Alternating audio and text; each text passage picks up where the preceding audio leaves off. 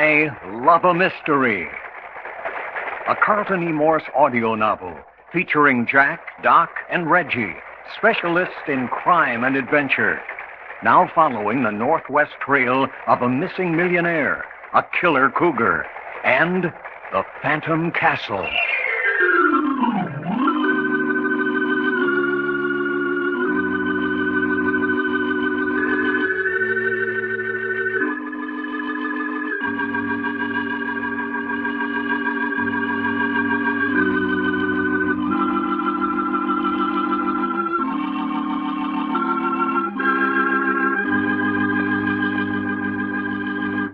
This is Fred Foy introducing Jim Harmon's presentation of Les Tremaine and Tony Clay in an original Carlton Morse thriller, The Fear That Creeps Like a Cat.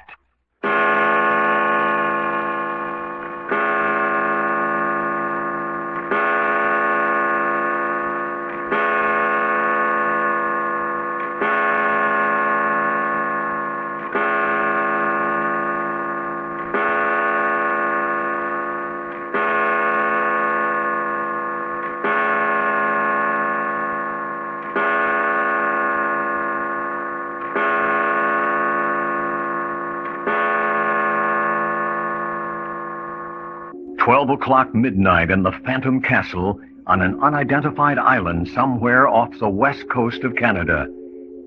Jack, Doc, and Reggie are the prisoners of Richard Cooper, who has hindered their search for Alexander Archer from the beginning. Now that he has brought the three comrades to this ancient island castle, they have found out the following. Alexander Archer himself is apparently a prisoner in the castle also, and at the moment very ill. That no one brought to this island by Cooper has ever left alive.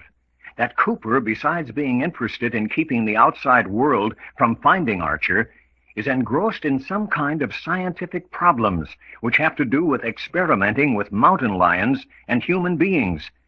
And finally, that Cooper enjoys playing with his victims as a cat enjoys playing with a mouse. Witness the manner in which he is working on the nerves and emotions of the three comrades.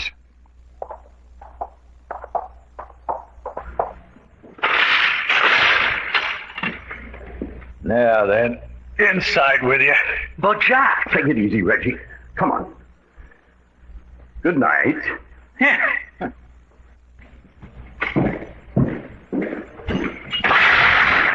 Well, here we are, Reggie.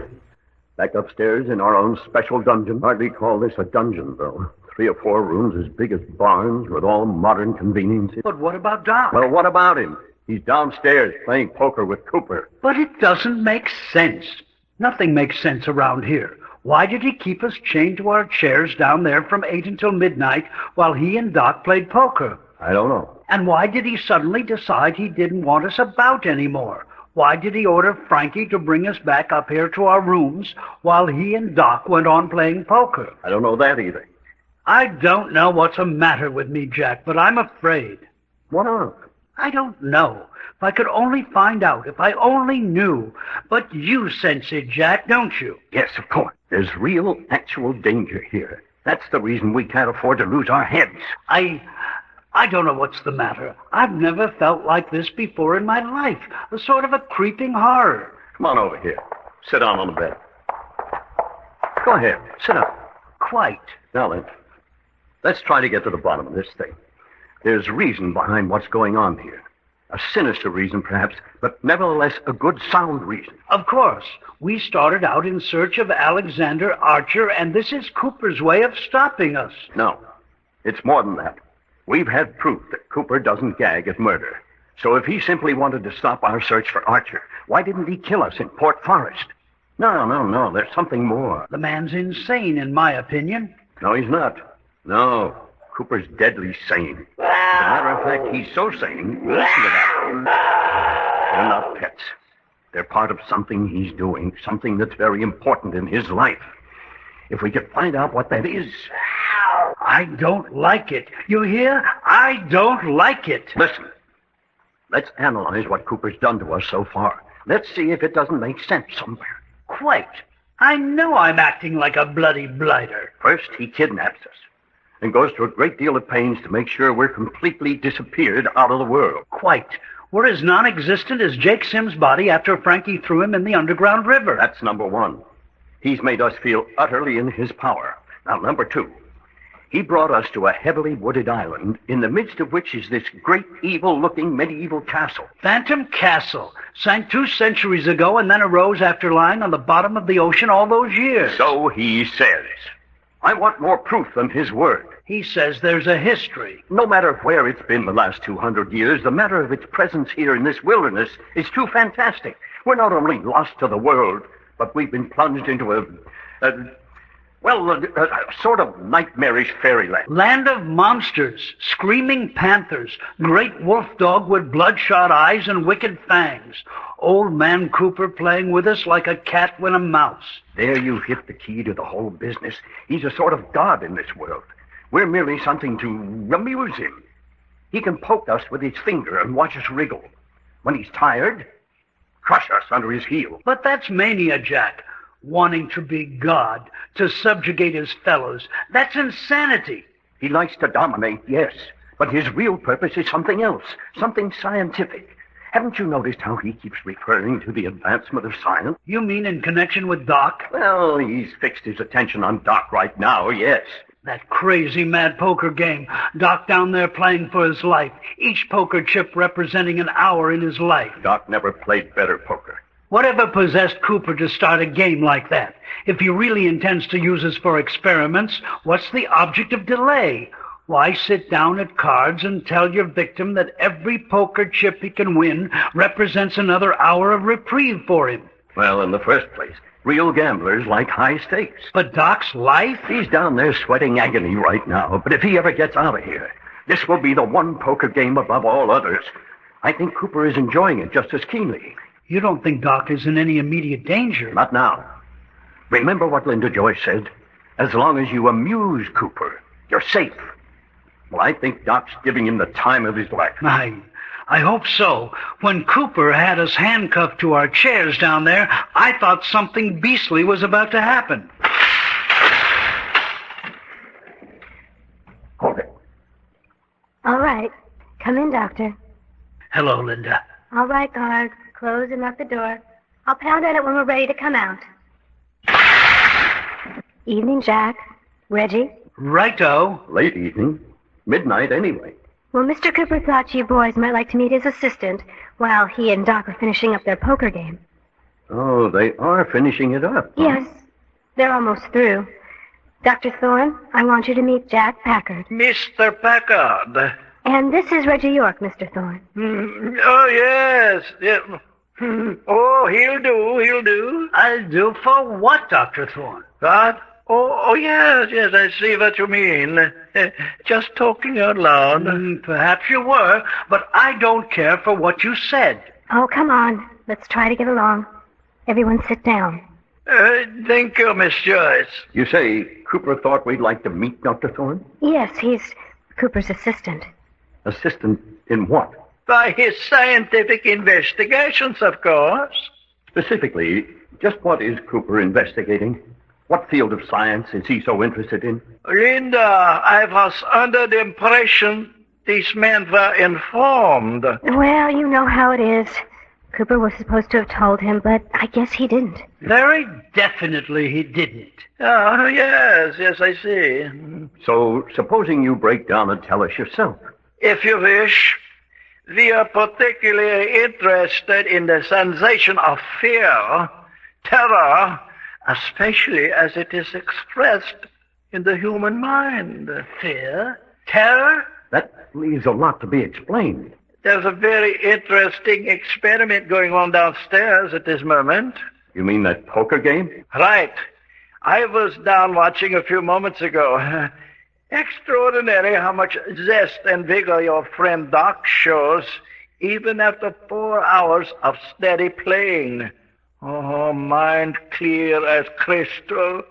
Quick decisions, muscular reaction above normal, and all this because the man is playing for his life.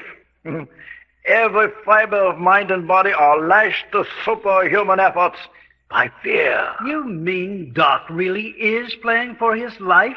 That business about each chip representing an hour? Oh, positively. The number of hours until he participates in the most serious experiment, I may almost say in its final experiment for us, depends on the number of poker chips he has in front of him at the end of the game. And when does the game end? Let's see. Yes, 5 more minutes. 5 more minutes, isn't it, Miss Joyce? Yes. This man isn't being funny, Linda. Funny? He's perfectly serious about everything he's saying. Oh, I assure you he is. I wasn't sure. He spoke so glibly about using Doc in one final experiment. I assume you mean by that the experiment will lead to his death. Almost certain to. So you have joined Cooper in the butchering business? I beg your pardon? Murder. Butchering your fellow beings. Miss Joyce, that's this man talking about. Well, after all, Dr. Thorne, you can't expect victims to look upon you as a very high type of individual. I am a scientist. Sure, but no one likes to die, even at the hands of a scientist, even for so noble a cause as the advancement of science. The layman has a most peculiar point of view. Dr. Thorne, if Mr. Cooper was to throw you to his pen of mountain lions... Miss Joyce. Oh, all right. Did you say throw him in the den of mountain lions?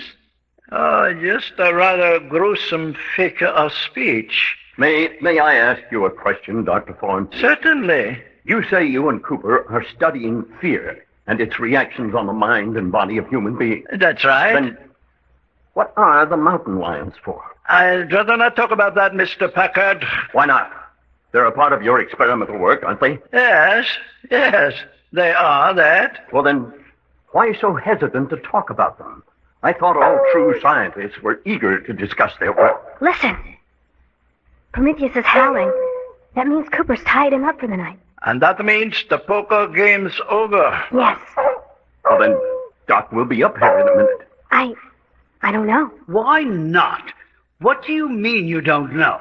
Why, I imagine it will depend on how many poker chips he had left at the end of the game. That was the understanding, wasn't it? He began with 24 chips, which represented 24 hours. Every chip he won from Cooper added another hour to his existence. And with every chip he lost deducted an hour? Oh, yes, that's right. If he lost all his chips, I don't think you'll see your friend again. Linda, you can do something about that, can't you? Why? Of course you can. I don't care what happened in that game. I want to see Doc again. But... I won't take no for an answer. I want to see Doc again. You understand? You're being unreasonable, Packard. I don't care anything about reason. I want to see Doc. Are you going to take us to Cooper? It's no use, Reggie. If Cooper's decided... Dr. Thorne, you're a dead man unless... Hold it. Hiya, folks. Here I am. Hey, Reggie, you ain't a-choking that fella, are you? I was. Well, doggone. Close the door, guard. Everything's all right. Oh, you're back with us for the night. Why, yeah, sure. Why? Well, we were just getting a little nervous. Hey, you didn't think I lost in a poker game, did you? We didn't know. Shucks, no. Looky here.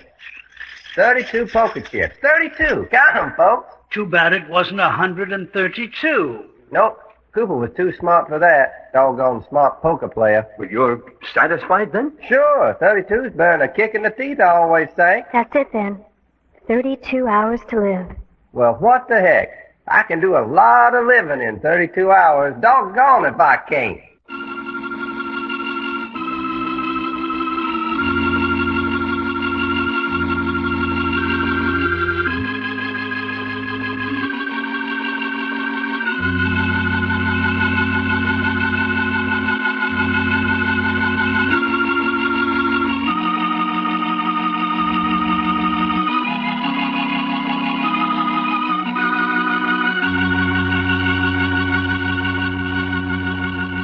The adventures of Jack, Doc, and Reggie have come to you in I Love a Mystery.